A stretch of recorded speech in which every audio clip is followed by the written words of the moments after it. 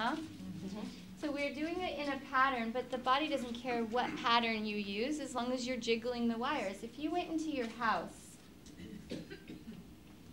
and you noticed that there was a power surge and it blew some circuits, but you didn't know where the circuit breaker was. So you got out some candles and some Bunsen burners, and you're like, well, we used to have power in the kitchen, but now we cook in the bathroom over this Bunsen burner because the living room and the bedroom don't work, and we're just sort of living in the hallway, and we don't go in the guest room anymore because so-and-so used to live in there. And so a lot of people are living that way, and their lives are getting smaller and smaller because they're ashamed of what they feel inside. I don't want someone to see that I don't love my body or that I hate my ex-boyfriend. I don't want someone to see that I feel guilty or sad or depressed. I only want them to see the happy, shiny, good part of me, right? So we try to keep people away when we're not feeling good. But what happens when you're not feeling good in the background all the time? We keep people at arm's length all day long. Well, we'll just text each other or Facebook each other, and that'll suffice for human connection, right? Or a phone call once a week, instead of what we really want to be doing, which is hanging out and cuddling and having meals and helping each other with projects and really being a big part of each other's lives and checking in with each other in like a heart-to-heart kind of way. So what you're doing when you flip these circuits is you found the circuit box, and you can go in and see where there has been no power in your body. The reason that there's no power in certain parts of your body, which has created stagnation of energy, created physical pain and emotional dysfunctions, is because something happened in the past. Something happened where someone said something to you, or did something to you, or you thought something was going to happen and your body still feels like it did happen even though it didn't. Right? Sort of like you're driving your car down the street and you think that you're about to hit an animal and you slam on your brakes and the animal doesn't get hit, but you still have the adrenaline in you like, right? And you're remembering all the other roadkill experiences, and then you're traumatized driving down the road, but nothing happened, really. The cat was fine. But your body's experiencing it as if it did. Anytime that you thought you were about to die, anytime that you were told off by someone and there was no closure, all that stuff is on hold, waiting for some emotional remedy. And the emotional remedy that dissolves all of that stuff is some form of love, acceptance, and forgiveness. Some form of empathy. Which is why we then go and tell our friends, blah, blah, blah, blah, blah, blah, blah, blah, blah, blah, blah. And we tell them all about how our day was and how it was hard and why I'm stressed and what I'm upset about and how tomorrow we're dreading because of this and that, right? And we act like that's conversation.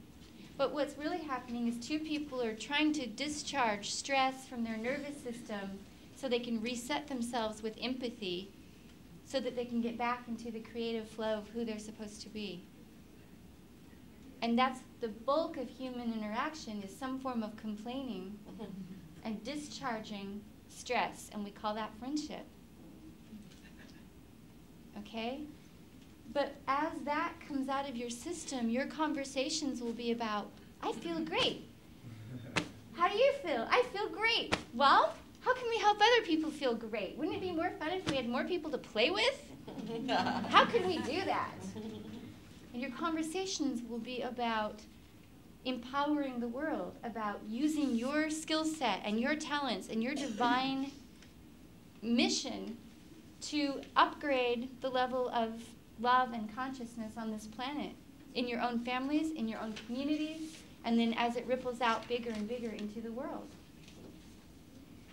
So that's what's happened to me, because after my body stopped hurting and my emotional body cleared, which it's pretty darn clear now, and I can't say that I'm 100% clear, but I know what to do if anything triggers me, and I don't have a lot of triggers, and it's really hard to offend me. It's really hard to hurt my feelings. I don't take things personally, and you would have to just get in my face and say, I don't like you. Go away. And I would be like, wow, you're having some strong feelings. I can give you your space. But it's not like, oh my gosh, oh my gosh, oh my gosh, okay? I don't beat myself up inside. I don't have the inner critic anymore that was chewing me up one side and down the other every day. And I know you guys know what I'm talking about. Because, like, what would you pay to get rid of your inner critic? Like, a lot.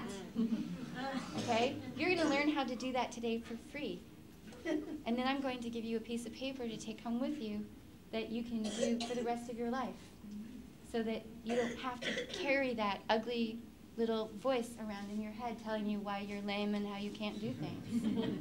Okay? And this everyone should know how to do. So that's, you're hearing now about the mental part. What's going on psychologically is actually going on neurologically. So when you have a shocking or scary or horrifying or depressing experience, a part of your brain bonds to another part of your brain, and it wires together so that every time that something similar to that stimulus comes up, it jumps to, and this is going to happen, no, protect. Right? Yes. So we know what being triggered feels like. And usually we're walking around, tiptoeing through the triggers, trying not to trigger each other, and teaching each other quickly. Now, these are my triggers. Don't say this, don't do that, don't do this. Okay, we're going to be fine. Oh, no, you triggered me. Oh, there goes my day. Now I'm going to have to freak out on you, and I know it's not about you, but it is. You triggered me, right? So it's like, wow. What would it be like if you could just massage your little trigger buttons away? Then you didn't have to try to control the outside world, right? Because your inner world is peaceful. And if they're trying to trigger you, you could help them figure out why they would like to do that and give them love and empathy, right? But it's really hard to give compassion and empathy if you haven't cultivated it for yourself. Most of us feel that we should be compassionate and loving to other people, but are you that way to you? Raise your hand if you think you're really compassionate and loving to yourself. All three of you. Great. Glad to hear it. The rest of us, wow, that's a lot of self-attack. So most of you know that water is encoding with frequencies, and that human bodies generate frequencies particularly effective in water. So what you're telling your water body, which is about 75% water, is what's showing up in your cells. Your cells are listening to your perception of reality so they can figure out how to behave. So they're listening through your ears to tell the rest of your body, is it safe? Do I have to be in fight or flight mode? It's not just your muscles that go into fight or flight mode or your mind. It's every cell in your body acts like a little person going, or yeah. Okay, so if you're scared, it slows down the reproduction of cells. What happens if your cells aren't reproducing quickly? You're aging and deteriorating faster than you can repair yourself. Most of the aging is around stress, anxiety, fear, anger, depression. It's emotionally based. You age because of your emotional content. I am reverse aging. I'm 42 years old. And I look younger than I did when I was 35. And I'm not trying to reverse age. It's just happening to my body because I've been clearing the content of my mind. And there's a lot of space in there now. And my body's repairing itself spontaneously like that.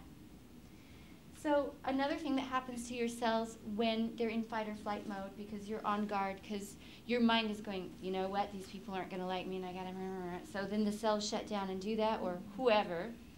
I have bad breath, or they're, you know, whatever it is that you're telling yourself, your cells are preparing to do battle or to run.